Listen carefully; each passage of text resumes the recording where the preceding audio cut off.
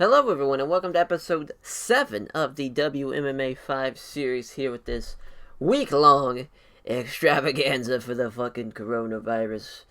Very somber day as well in the Japanese pro wrestling world. Fucking Champion Carnival got cancelled, which, understandable, but it's a bummer. It's a bummer out there. Thank God we had the Kazuki Fujita match, but nonetheless, that was just a little sidebar on what's going on in the Japanese pro wrestling world. I'm sure, here's the thing, Champion Carnival's probably going to be done in, later on in the year. They'll probably replace the tournament down the line. They'll probably replace it with that, so that's just be an easy thing. But it's just nuts. It's nuts. It's been so long, it feels like. Well, thank God, at least Noah ran that Kazuki, Fujita, and Kazuki match. Nonetheless, because I'd be going fucking nuts. The Pride 12 Cold Fury show is right around the corner. Let's see the card, run through the card as you see here. Into no way. Vitor Belfort. What a goddamn fight that's going to be. Gary Goodrich, Heath, that's going to be a slugfest. Dan Henderson and Joel de Oliveira, and then the Renato, Sobral, and Alistair. It's going to be a bit of a grapple fest. And then, speaking of Kazuki, Fujita, Alistair, Overeem, that's going to be awesome. And then Fedor is probably going to kill Rodrigo, Gracie in the prelims. Ebenezer, Fontes, Baraga, and Carlos Dude. That's going to be a fun little match. And then the fun little fight, rather.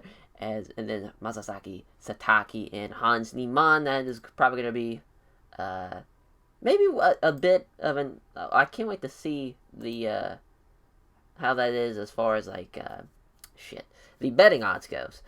That's going to be interesting. As obviously we see here, into no way 11-4 with 2-1 in Pride. Vitor Belfort 8-2, 2-1 in Pride.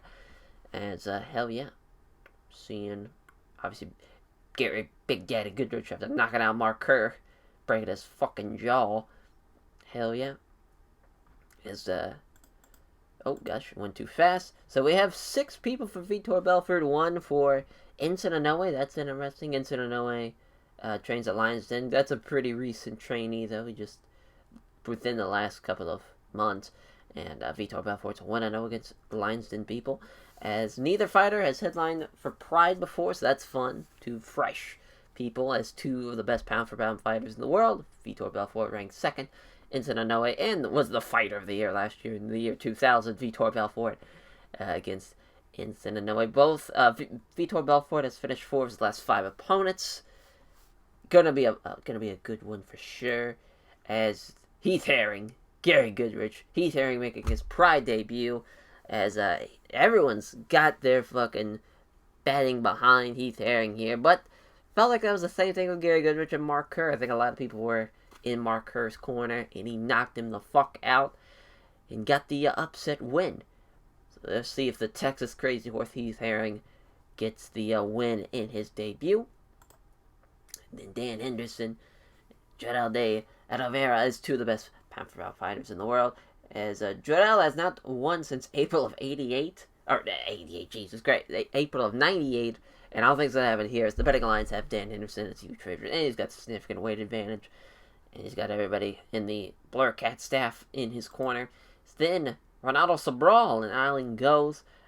Renato Sobral submitted 3 of his last 5. Island goes trains the Brazilian top team, and Sobral is obviously 0-1 as he lost to fucking Vitor Belfort. I believe Vitor Belfort's in Brazilian top team. I could be wrong on that. Just off the top of my head, I'm pretty sure Belfort is. As we got 6 for Renato Sobral and 1 for Alan Goes, Chris W. As and Sobral's got a significant weight advantage in the fight. As another Pride debut, Alistair Overeem, the Demolition Man, against Old Ironhead Kazuki Fujita, man who was in the fight of the year last year. As we'll see if they can create some magic here for Pride 12 Cold Fury. As that's going to be an interesting bout, because you have Fujita, the groundsman, wrestler, likes to keep it to the ground, and you got fucking the Demolition Man, Alistair Overeem, looking to keep it standing and knock him the fuck out. Going to be a fun fight for sure. And then the first fight, the opener fight, if you will, as Rodrigo Gracie making his pro debut, his Pride debut, as he is going to get his fucking ass kicked by Fedor Emelianenko. Hate to see that happen to another Gracie, but it is what it is.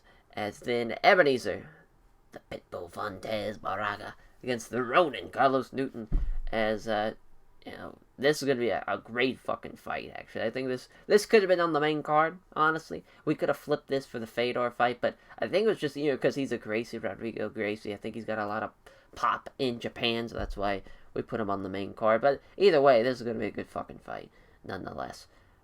And then the Masasaki Sataki and Hans Niemann, as both guys. Hans is going to be pretty much a leaving pride after this fight. He's 41. I believe he's 41. Yep, he is 41. I just figured. Off the top of my head, he's 0-2 in pride. He's probably going to win here. A lot of people, the Blurcat staff think he's going to win. We'll let him go out with a dub and see how that goes. So, Masasaki Sataki, Hans Niemann. Let's see what it is. Minus 380 Hans, plus 300 for Sataki. Crowd roaring for Sataki as he enters. As we are underway. Quick exchange of strikes does not produce any damage. Sataki looks confident, shortening the range as he looks to strike. Sataki throws a quick 1-2, but doesn't land either blow. The two fighters stand and trade strikes, but neither land anything damaging. Again, try to strike, nothing lands significant. And, my god, they just coming together and do nothing. There we go. Sataki misses a big right hand, putting him off bounds, allowing Hans to attack him with a jab and a left kick to the body. Exchange. Nothing significant lands. Nothing lands. Oh my god. Well, Hans is pushing forward, trying to put the pressure on Sataki, though. Sataki throws a counter left jab, but doesn't connect. Hans can't connect with the jab, but the scores with the right cross. Again, Hans is pressuring him. Looking to pressure Sataki, stepping up into the pocket. A jab lands from Hans, but Sataki dodges a big right head kick follow-up. Two fighters exchange of strikes, but neither land anything worthwhile. Past the halfway mark. Go toe-to-toe. None of them really landing anything damaging. As Hans shoots in looking for a takedown. He gets the takedown, pulls guard, fires off a few punches. Sataki grabs Niemann, draws him in close, smothering him. Hans begins trying to pass guard and get to a better position. He passes guard fairly easily, getting to side control, as always trying to get an arm triangle. Hans gets in the arm triangle, sinks it in deep, but Sataki's still trying to fight out of it. Oh, he breaks free. Wow, he broke free out of that arm triangle, as Hans blocks the attempt to pull guard. He tries mount, he can't mount him. Hans blocks Sataki as he tries to sweep from side control. He's got another arm triangle locked in, and he gets it, and he taps out Sataki. Gets tapped out. 0-3 now. 0-3. Hans Niemann 10-5. As his rating is good too. It's what Hans could probably. I mean, he had the fight of the year last year with fucking Fujita. Then he's got another good bout, and I think it was decent his last fight against Rampage. But yeah, that's it. He goes out with the dub as Ebenezer, Fontes Baraga, and Carlos Newton. Let's see here, as this is going to be a great fucking fight. Our referee, our judges, the opening bell rings. Newton hits a jab, but has no power behind it. Baraga lands a left jab, but misses with the body kick. Comes in, confidently moves in closer, looking to throw some strikes. Newton has looked like he was angling for a takedown attempt, but could take the initiative. Two left hands land from Baraga, but misses his big right hand that follows up. As Baraga moves in on Newton, preparing to throw. Baraga hits a left jab, then hits Newton with a straight right. Baraga fails to find a home for his jab, and then hits a body kick. Lands a left hand, then hits a straight right. Newton shoots in for a takedown. Couldn't get the takedown, as now Baraga's just hopping in place. Newton can't get Baraga down, so he settles for pushing him up against the ropes. Looking for a trip takedown. He gets the trip takedown, as the outside leg trip is successful. And now he's got the side control. Throws a couple of just punches just to get catch his breath. Again, looking to catch his breath. Now the punches are getting blocked from the top. He's looking for a Kimura, but Baraga fights off the Kimura. That could have been it right there, as Newton punches down at Baraga, again, easily taking on the gloves. He's trying to get in the mount. He goes for the mount, but Baraga starts to scramble. Now they're in north-south. As Newton with some short knee strikes to the head. Baraga tries to scramble, but Newton's got him locked in firmly in place in the north-south. elbows away at the ribs, but they're not doing any damage. He's just landing them to land. Again, Newton's keeping him there as he shifts from north-south to side, trying to get to mount. Almost gets to mount. Baraga again scrambling. The scrambling leaves Baraga on his back, pulling half guard. As Newton throws some small strikes, but he's just trying to catch his breath, trying to keep up with Ebenezer Fontes. Baraga tries to get past half guard, passes side control, as manages to come out on top with Baraga pulling guard. Newton throws a few right hands as he takes a moment to plan ahead and guard. Newton begins to work pass to side control. He passes guard but can't secure side control as Baraga starts scrambling for position. Scramble results in Baraga having to turtle, with Newton holding him down while facing him as Newton prepares to throw a soccer kick to the body, but Baraga springs back up and steps away. That could have been really bad, and now Baraga's starting to breathe a little heavier. The jab hits home from Baraga, then hits Newton with a body kick. Looking for a takedown. He gets the takedown, so that's 2 takedowns. 2 for 3 on takedowns for Carlos Newton. Unloads with some right hands, but Baraga's just dealing with him. Newton pounds away, but Baraga again calmly dealing with him. There's under a minute left in this round. Newton trying to pass guard. Passes guard, but doesn't have time to secure the position before Baraga starts to scramble. Newton manages to come out on top with Baraga pulling half guard. Newton fires away with punches, but Baraga doesn't do any undue damage. And again, can't land anything significant. And that's the end of the round. Look at the statistics here. Looks like Carlos Newton won the round. As, 2 for 3 on takedowns. He landed 48 jabs on the ground. He went for that submission, went for that Kimura. He did 3 out of 5 passes. Seems to be doing really well. But we'll see how it goes. So Ebenezer, when it was standing, it was pretty much all him. Once, obviously, Carlos Newton got him to the ground, he started getting into his wheelhouse. Obviously, Ebenezer Fontes Baraga, the Lucha Libre and Muay Thai background, with Carlos Newton, the Dragon Ball Jiu-Jitsu. Fucking wild. As the second round, Baraga connects with a jab and misses with a big right hand. Comes in closer again, looking for a takedown, but Baraga took the initiative first. He can't hit the side left jab, but it's a nice straight right hand. A little fatigued, but maybe creeping in. As Baraga's starting to move noticeably more slower. Again, coming in close. Newton lands a weak, tentative jab. A punch from Baraga fails to land. Baraga lands a left and then lands a right. A jab from Baraga is wide. Then he lands a right hand. Looking for that takedown. He gets the takedown. Newton begins trying to pass the guard. Baraga fights the attempt off and then winds up scrambling for position. The scramble results on Baraga being on his back with Newton in side control. Newton looking to get mount. Loses his control momentarily as he tries to mount and the scramble begins. Breathing very hard, Baraga is looking ragged. The scramble leaves Newton on top in side control. Looking for Kimura. He's got it fully applied. Out of the blue, Baraga pops his arm free. Newton must not have had it locked in as tight as it looked. As he gets out of that fucking Kimura was almost it. Baraga still under side control, though, as the threat of more submissions attempts remains. You're looking for Americana now. Jesus Christ, but Baraga fights off the Americana. Looking to catch his breath. Newton's just content just to throw a couple of punches to the body. Probably just looking to survive this last minute. Trying not to get caught. Trying to get in the mount. Baraga tries to sweep from the mount attempt, but he gets rolled and gives up his back. Looking for a rear naked choke. Again, he fights off the rear naked choke. As just Baraga, Ebenezer Fontes Baraga just had to survive there. How many submission attempts did he had to survive in that last round? 3. Yeah, I mean, tough.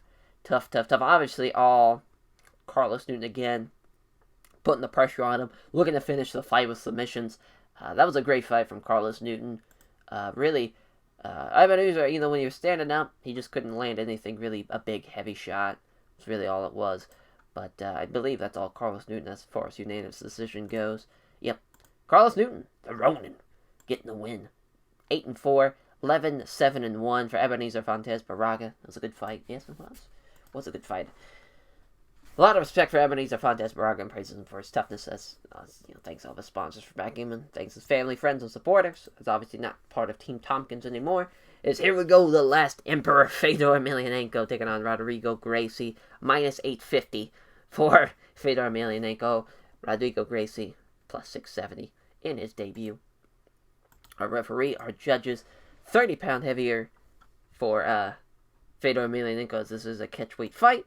Fight begins. They clinch up and start jacketing for position. Fedor seems to be the aggressor. Gracie gets caught with a knee strike to the body as they grapple. Fedor's looking to get in the Muay Thai clinch. He gets in the Muay Thai clinch. Using the clinch, Fedor hits a knee to the ribs, but he couldn't generate a lot of power behind it. As, again, doesn't connect with the knee, but Gracie isn't able to get free of the clinch either. As, again, just driving a knee into the chest of Rodrigo, but it didn't get much force behind it. Fedor keeps control of the clinch, despite missing a knee strike, using a Muay Thai clinch, as, misses with a, shitty angle, doesn't have much power behind it, but he's landing knees from the Muay Thai position, misses the knee, maintains the clinch, as now he's breaking a grip and steps back and said, yeah, that's a good idea, because that Muay Thai clinch was not really working out. Lands a jab, then catches Gracie with a right hook. Oh, and now he's got a cut above the eye. Looking for a takedown. Gets the takedown. Fedor's in half guard. Fires off a few punches as he catches his breath. Blocks an attempted sweep. Throws a few weak-looking punches to decide his next moves. Gracie tries to sweep Fedor, but he can't do it. Pounds away. Gracie calmly deals with him. Using an underhook to set it up, Gracie looks to scramble for position. There wasn't enough separation, though. Was able to catch him and secure side control does Fedor. Fedor unloads some right hands, but Gracie deals with him comfortably. Fedor blocks an attempted sweep, fires away with punches, but does little in the way of damage.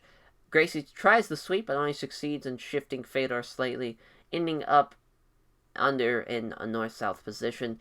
Pounds away with elbows to the stomach, can't get any power behind him. Blocks Gracie's attempt to scramble. Oh, Fedor spins out looking for a quick armbar. He loses control of the armbar as it allows Gracie to scramble. Gracie's on top, now with Fedor having to pull half guard. Let's see what Gracie can do from the top. Throws a few strikes, but clearly slowing things down so he can catch his breath. Fires off a handful of punches, and each being easily blocked. As blocks an attempted move from half guard to full guard. Again, throwing weak-looking punches. Trying to get the full guard does Fedor, but Gracie's not allowing it, and that's the end of the round. So with the cut, with the attempted submission, with the takedown as well, Rodrigo there, once he got on top, he was pretty much in control the whole time, but it's just kind of too late in the round. But I'd have to give that to Fedor that round. We'll see. Looking at the fight metrics, it looked a little closer than what it looked like, but with the knees, with the Muay Thai clinch, that was just kind of helped him out there. But and plus he stopped all the sweeps too. I'd have to give that to Fedor. Well, we'll see though. Maybe Rodrigo can catch a break here and have a dominant second round. As they were not impressed by that one. Trying to cut. Oh, yeah, he's taking a lot of shots. That is for sure in the ribs. As looking to get in close. Did Rodrigo race it, but Fedor aggressively took the initiative. A jab lands from Fedor, but misses with a vicious right hand. Lands a jab that hits Gracie with a straight right. Fedor chooses to shoot in on Gracie. He gets the takedown. Side control. He almost gets side control, but he has to settle for half guard. Fedor tries to pound on Gracie, but none of the blows have any power behind him. Blocks the attempted sweep. Tries to get out of half guard and into better position. Gracie fights the attempt off. They wind up scrambling for position. Scramble leaves Fedor on top in side control, as he's just pounding away with Gracie, just eating him. Again, eating him, as he tries to transition the guard, but can't manage it, as unloads with rights, just landing him to land at this point. Gracie tries to sweep Fedor, but he can't do it. Inside control, Fedor throws a couple of punches designed to keep Gracie guessing. Fedor pounds away on Gracie with a few shots laying clean. Gracie tries to sweep Fedor, but he can't do it. Again, just pounding away, just attempting to land shots. Fedor blocks the attempt, throws a few hands to the body. As Fedor takes the back as Gracie tries to sweep him, though. This could be a rear naked choke to end the fight. But that's the end of the round anyways, and the end of the fight. Obviously, Fedor Emelianenko wins the fight, unanimous decision. Yep. Probably decent. Yep. There you go. Fedor gets the win, 2-0 for Fedor. Rodrigo, 0-1. Tough start for the kid. But we'll see if we can get him a better fight for him in this debut. And the next fight around this, Old Ironhead, Kazuki Fujita, Alistair, the Demolition Man, Overeem. Plus 290, minus 370. 3-1, 2-1. A wrestler versus a Muay Thai background. We'll see how it goes. 6'5", 240. Gonna have an incredible reach. I'd assume, as a referee or judges. Fujita, fighting in front of his own crowd, get a big cheer for the audience. The opening bell rings. Overeem steps in, looking to unleash some big old shots. Fujita appeared to be going for the takedown, but Overeem took the initiative first. Overeem comes in fast with 4 quick punches, landing 3 of them, but the big right head kick is wide of the mark. Fujita comes in looking for the takedown. He gets the takedown, a single leg takedown. He has to pull guard. Fujita trying to pass guard. He struggles but cannot find a way past. He remains stuck in guard. Overeem throws out some punches, but Fujita leans back to avoid them. Perhaps aware of the submission, Fujita keeps extremely tight to Overeem, prepping him with shots. Overeem throws out some punches, but Fujita leans back. So this is probably the first time we've seen where somebody from the bottom is actually trying to throw some punches. So it shows that Fujita really has nothing as far as submissions or anything like that. Alistair Overeem is in complete control even from the bottom. That's kind of scary. Fujita, yeah, now he's just like, we're just going to lay and pray. Yep. Laying. Oh, wow, so now again, Overeem hits him with a couple of short punches. Yeah, Fujita's just laying and praying. Yep, Overeem blocks that. Fujita's still in guard. Oh, yeah. Overeem's trying to hit him with short strikes, but he can't land them. Referee stamps him back up. Overeem hits the left jab, then lands a right hand. As there's a cut, small gash underneath the eye of Fujita. Halfway into the round, Overeem throws 2 quick punches, but doesn't hit either of them. Overeem lands 2 jabs and hits a sithering kick to the legs of Fujita. As he can't hit the sub left jab, then hits another sithering kick of the legs of Fujita, just leg kicking him to death at this point. Looked like we were able to see Fujita try to get some grappling started, but Overeem was more aggressive and took the initiative. Overeem lands a left hand, then catches Fujita with a crunching right hook. Overeem is still moving well, but he's definitely breathing a little deeper now. Overeem lands a jab, then catches Fujita with a right hook to the body. Overeem struts around the ring like he owns the place. Yeah, he's not afraid of Fujita at all standing. Overeem moves in on Fujita, preparing to throw. As lands a jab, then hits Fujita with a straight right. Fujita wants to grapple and appears to be willing to come in and do so, even if it means risking some strikes. A jab is wide of Overeem, but he lands a right hand. Fujita is able to grab Overeem. Fujita tries to wrestle Overeem backwards up against the ropes. Fujita can't do it. It ends up being out-wrestled in the grapple. Overeem is trying to lock Fujita into a Muay Thai clinch. That'd be fucking over. He gets him in the clinch. Alright, he's got a hook. Yeah, he's going to have to get out of there quickly, because those knees are going to be vicious. Fujita uses his grappling to move from being stuck in the Muay Thai clinch to now the collar elbow position. Again, trying to get him in the Muay Thai clinch. As now Fujita gets out of the grapple entirely.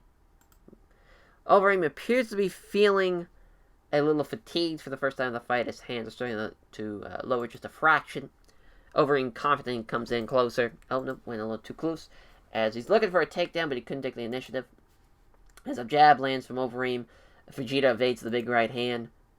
Overeem's breathing pretty hard. A takedown attempt. And he gets the takedown, has to pull guard. Overeem's controlled against the ground, unable to shift Fujita off him. Attempting to pass guard, he's not going to be able to. Oh, he does. He gets half guard. Wow.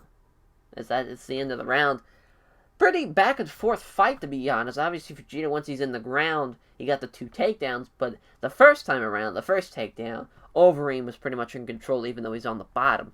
But the second takedown, Fujita had it. He passed the into side control. If the fight would have kept going, it'd probably been bad news for Alistair Overeem. But as far as the fight metrics go, you look at, obviously, standing. Obviously, it's all Alistair Overeem, landing 17 shots. But you have 11 shots from the ground from Overeem, and then, obviously, when you add the 2 strikes from the ground, plus the attempt to actually try the initial, I'd give it to Alistair Overeem. That'd just be me. Felt like he was in control for the majority of the fight. Probably for only, the last minute or so was Fujita actually, in control of the fight. But we'll see, though. He is 2 for 2 on takedowns, so if he can keep the takedowns going, he might win the fight. As the cut man, also he did cut him, too. This cut man's trying to stop the bleeding. Here we go, moving in. Fujita appears to be willing to risk getting hit if that means getting close to initiate some grappling. Overeem lands a jab and hits a nice right hook to the ribs. Fujita may have been aiming to get in close, but Overeem aggressively took the initiative. throws a punch, but if Fujita was equal to it, confidently moving in closer is Overeem, looking to throw some more strikes. Hits a left jab and hits Fujita with a leg kick. Those leg kicks, man, are just being fucking brutal. Fails to find home with his jab, but then he hits Fujita with a leg kick. Fujita gets a hold of Overeem. Tries to take down Overeem. He gets the takedown, so he's 3 for 3 on takedowns. He's killing it on takedowns, is Fujita. See, now on top of a turtled up Overeem. Fujita flattens Overeem out. As now he's fucking grounded and pounding. Overeem's in big trouble. My god. Fujita pounds away. Overeem is having serious difficulty surviving. As now Overeem's eating some shots from the fucking ground and pounding the fuck out of him. As now he's hurt. This is not good. Oh, now he's not troubled by the strikes at all. Tries to turn over and sweep Fujita. He can't do it. As Fujita again trying to pound Overeem, but they're getting dealt with. He's blocking the rollover. He's now confident. He's just dealing with him. He can't turn over. He's getting both hooked in.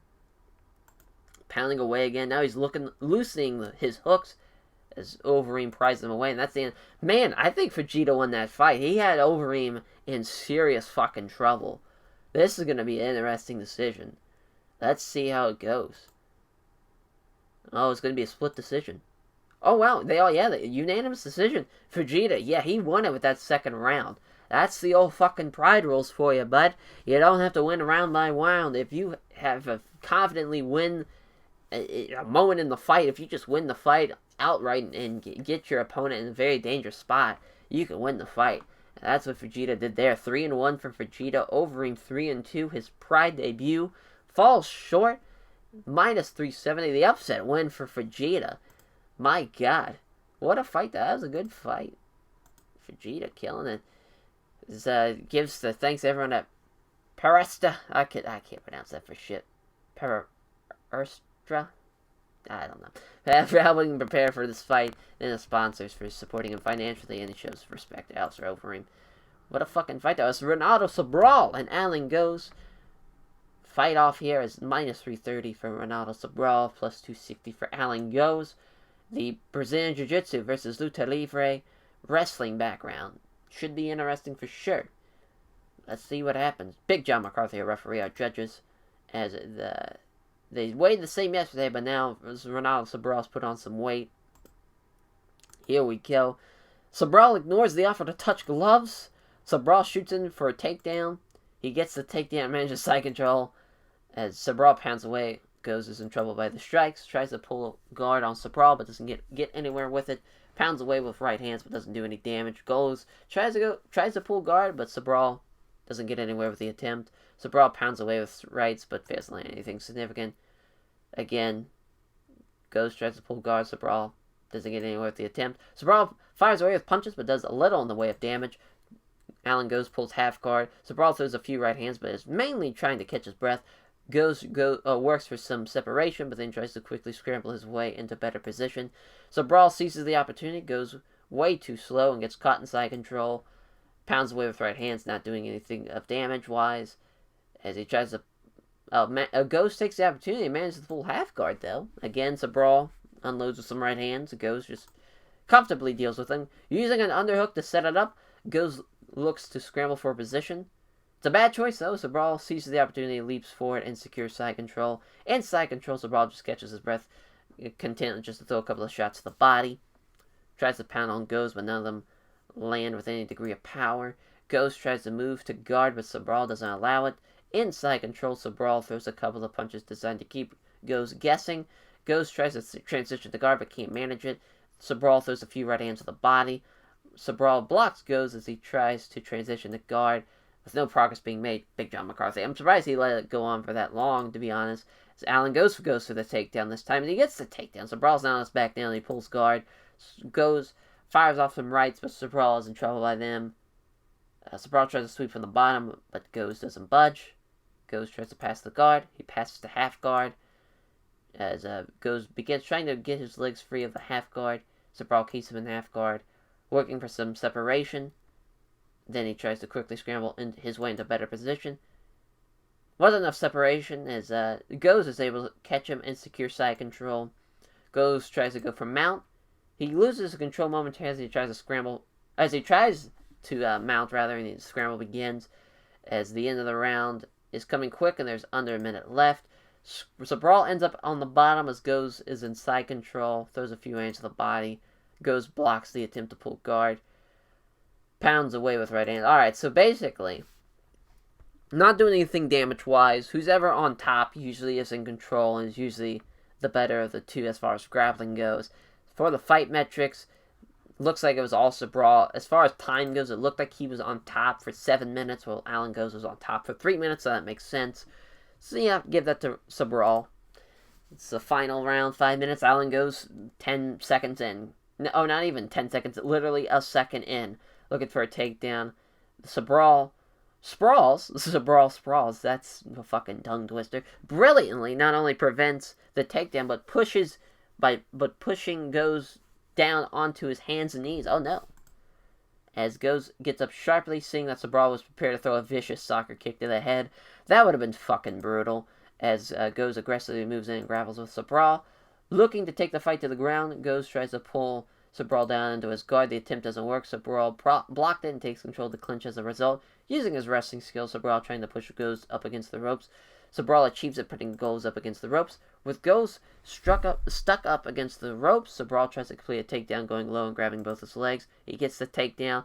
So not only does Sobral block Alan Goes' takedown a second into the fight, or into the round rather, he also now takes down Goes again, so again giving a significant win. Sobral takes the back off the takedown, attempted the rear naked choke. Goes stops Sobral from getting his arm underneath the chin, completing the choke, so there's a submission attempt. Goes tries to move Sobral off his back, but he can't. Increasing trouble as Sobral gets both hooked in. Looking at that rear naked choke again, but again, Alan Goes fights it off. As Goes manages to get free of the hooks, but Sobral still has his back. Minute left in the fight. Sobral Goes prevents himself falling into even more serious damage, blocking Sobral from getting his hooks in. Tries to over and sweep Sobral, but he can't do it. Gets a rear naked choke again. Doesn't allow it, and that's the end of the fight. Renato Sobral wins by unanimous decision. Yep. It was a good fight, though. I thought it'd be rated decent. The first round was pretty exciting. That's the starting off the second round with the stopping of the takedown and looking for that fucking soccer kick. That would have been crazy. But a win for Renato Sobral, winning his first fight in Pride, 12-1. Alan Goes 5-3-2. As Dan Henderson, Jorel de Oliveira. Dan Henderson minus 500. Jorel de Oliveira plus 350. Lucha Libre, Greco-Roman Wrestling. Interesting clash of styles. We'll see how it goes. As a referee, our judges. Oh, I thought it was going to keep going. As Dan Henderson has a 25 pounds at least on Oliveira. Round one begins. They touch gloves. Quick exchange of strikes. It doesn't land anything. As Oliveira tries to throw a quick punch but doesn't land. Henderson is able to grab Oliveira as he tries to muscle up Oliveira, but up against the ropes. He does so, and now Oliveira is pinned to the ropes. As he's got the underhooks in, he's looking for the takedown. He gets the fucking trip. Is left on his back in underside control is Oliveira. As Henderson's pounding away, and Oliveira actually hits a few big strikes. As again, a couple of heavy shots get through and rock Oliveira. A little ground and pound from the side control. You don't really see that. As now he's just kind of doing minimal damage with it. Oliveira tries to move to guard, but Dan Henderson blocks it. As he tries to pound away on Oliveira, but none of the blows land any degree of power. Again, he blocks the move to guard. Pounds away, nothing significant lands. Blocks Oliveira as he tries to transition the guard. Tries to pound on Oliveira, but all the blows are comfortably dealt with. Blocks Oliveira as he tries to transition the guard. Fires with punches, but does little in the way of damage. Oliveira tries to pull guard on Henderson, but doesn't get anywhere with the attempt. With no progress being made, the referee stands to back up.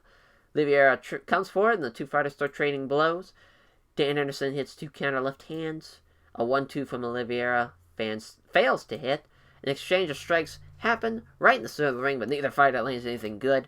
Halfway into the first round, the strike exchanges, but nothing really lands.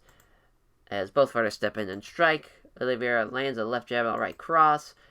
Dan Henderson hits a good right hand, and it looks like he cut him. That's like the third guy who's been cut this card. It's a bloody card here at Cold Fury as two fighters come together, strike, but it's really tentative. Nothing comes forward. Exchange of strikes, seeing both fighters fail to land anything significant. Dan Henderson forces an exchange of strikes. Vieira hits a pair of jabs in the exchange. Henderson hits a left jab and then hits a beautiful uppercut on Vieira. And he's down. He knocked him down as Dan Henderson senses victory and starts unloading with some punches, some ground and pounds. He's rocking him now. Several great shots land. And we get a TKO win. Referee Yuji Shimada jumps in and saves Vieira from taking any more shots. Dan Henderson wins by TKO. Hell yeah, that's a great fight as Dan Henderson gets the win, 10-0. Joel de Oliveira, 12-5-1. My God, Dan Henderson, 2-0 now in Pride. Gives a name check to everyone at Team Quest. All of his various sponsors won. I got a lot of respect for Joel de Oliveira. Yeah, that uppercut, that could have definitely knocked him out for sure. As here we go. Gary Big Daddy Goodrich, the Texas Crazy Horse, Heath Herring. Let's fucking do this. It's the co-main event. 15-4. Texas Crazy Horse, Heath Herring. 6'4", 245. 11-10. Gary Big Daddy Goodrich. 6'3", 245. Two horses going at it in the heavyweight division. Yuji Shimada, our referee. Our judges. The opening bell rings. They touch gloves. Oh wow, the takedown attempt from Heath Herring. He is a wrestler. That does make sense. As the takedown successful, as it's single leg that leaves Goodrich pulling guard. Herring looks to pass guard and gets side control. Goodrich finds his opponent too skills as Heath Herring does it. And he's in side control. Looking for an armbar. Goodrich blocks it. I love how it's just like they're going to fucking beat the shit out of each other now. They're on the ground. Goodrich tries to transition on the guard, but he can't manage it. Herring looking to mount. He mounts Goodrich. This is not good. Pounds away, landing several clean blows on Goodrich in the process. Tries to turn away his back, but he gets rolled, and Herring has his back. He tries to get a body triangle applied, but he can't quite manage it, as Herring blocks an attempt to roll him off his back. Increasing his control by applying a body triangle. Herring pounds away with rights, but Goodrich covers up only, and a couple manage to get through. As he's looking for a rear naked choke, fights off the rear naked choke. Herring maintains his body triangle, despite Goodrich trying to force his legs apart. Now he's just fucking beating the shit out of him from behind. My God. As you're looking for the rear naked choke, he gets the rear naked choke, and Goodrich taps out. Heath fucking Herring wins by submission, 16-4. Great win there. 11-11 for Gary Goodrich. Figured it'd be standing and they could throw some strikes, but the wrestler takes advantage and just complete domination. Hell yeah. He wants Mark Coleman. That'd be crazy. Wouldn't mind that at all. Thanks everyone at Golden Glory. As he'll fight everyone who puts in front of him, but he thinks Mark Coleman would be a particularly good contest. Yes, it would. That would be a good fight. As Ensign Inoue, Vitor Belfort, our main event. Let's see how it happens. Minus 400 for Vitor Belfort. Plus 300 for Ensign Inoue. Our referee, Hideki Yagumi. Our judges. As Vitor, they weighed the same, and now he's looking a little heavier. Ensign Inoue in front of his hometown crowd. Belfort can't connect as the bell rings. Can't connect his setup strikes, but then scores on the left cross that landed hard. Shoots in for a takedown, does Ensign Inoue, and he gets the takedown. Belfort's on his back and he pulls half guard. Ensign tries to pound on Belfort, but all the blows are comfortably dealt with. Using an underhook to set it up, Belfort looks to scramble for position. Wasn't enough separation though, as Ensign is able to catch him and secure side control. Looking for Kimura, but Belfort defends him as no damage. Tries to transition the guard, but can't manage it. In side control, Ensign begins working to get mount. Tries to do a sweep from the mount, but he gets rolled and gives up his back. This is not good. Can we get back-to-back rear naked chokes? Nope, as Belfort defends as well. It gets the choke. Tries to roll, but doesn't budge Ensign. As now he's got both hooks in. This is not good. Tries to pound away on Belfort, but they're comfortably dealt with. Maintains his hooks, despite Belfort trying to break him. Looking for that rear naked choke. He gets it! Rear naked choke. Ensign Inoue gets the win. What an upset. God damn, in front of his hometown crowd in fucking Kanto, Japan. Jesus fucking Christ. 12-4, Enson Inoue. 8-3, Vitor Belfort. What an upset. Wow. Holy shit. Thanks everyone at Lions Den for helping me prepare for this fight and sponsors for supporting him financially. Praises Vitor Belfort for the tough fight. God damn. As commercially, it actually didn't do that well. Interesting. But, critical rating wise, 76. Wow. As, what a start. I thought this would be a better critical rating. We had 3 greats, 2 goods, and a decent. With 2 goods. I don't know. I was entertained. That was crazy. An upset main event from Enson Inoue over Vitor Belfort.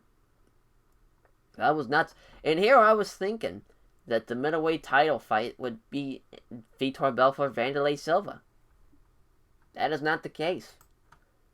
I don't know why I hit Stephen Quattros and Boss Rude on commentary. Of course it was. Wow. As our pop kind of increased, 0.4% in Japan, but everything else, everywhere else, that was nice. Hell yeah. Enson Inoue getting the fight of the night and submission of the night over Vitor Belfort. Dan Henderson getting the KO of the night, as that was the only KO of the whole card, besides the prelims. Oh, no, I was thinking, no, but that was a submission with the Hans Niemann. Hell yeah. We made $4 million in cash. Oh, we also had a drug test, too, for the first time, so that's going to be interesting to see. Because we had to by the commission. As Citta gets the win, now 19-8. Okay, that was just interesting there. Renato Sobral getting a highlight. Now 12-1. Hell yeah. As got some mail. Oh yeah, we forgot about the mail too. Simi Chalet, one signed with Pride. Yep, and then we always know this already happened. Oh yeah, Nate Marquette, he just signed. That's cool. We gotta re-sign some people. Looks like Hans left. Yep. That's cool. So we'll re-sign. We'll pretty much re-sign all those people. I'm cool with Gary Goodrich coming back. Obviously cool with Carlos Dune coming back. And Vieira, he's lost against Vitor Belfort and Dan Henderson, but they're good to great fights. So I think we can re-sign them for maybe one fight, maybe 2 fights. Let's do a 2-fight extension. Cool. Yeah, we'll just keep it going since, we're only 40 minutes into this recording. We'll keep it going. Just re-sign the people. See everyone. Re-sign that. And we'll re-sign Gary Goodrich. Hell yeah. Cool. Cool. Nate Marquette's going to be cool. That's a good middleweight fighter, too. Nate, the great Marquette. I mean, he's already 11th in the world as a middleweight. That's going to be huge. I think he's mid-level regional in Japan. I think, and Simi Chalet, of course, is he's mid-level national. Kickboxer. Dutch gets 6'11". Tall, fucking badass kickboxer. Simi Chalet. Bad motherfucker for sure. As I will delete all that. We'll look at the roster real quick, just to kind of see what's going on. 22 heavyweight fighters, 24 middleweight fighters. Getting a lot of people. Collision course. We'll look at absences. So we gotta have Nate Marquette for the card. Renato Sobral for the card. Maybe Hinzo Vitor Belfort too. Mark Kerr is going to be on the card. Taki will probably be on the prelims. Igor will be on the card. Maybe, Fedor is going to be on the card. Heath Herring's going to be on the card. A lot of people are going to be on this card. That's for sure. Going to be awesome to see it. Watch out. As, maybe tomorrow. Maybe next Monday. Maybe Monday. I think we'll spice it up this week. For this Friday, we'll do something that's not WMMA 5. We'll throw something out there. A surprise, maybe. As, that will do it for this episode, as we'll catch you guys for the next episode.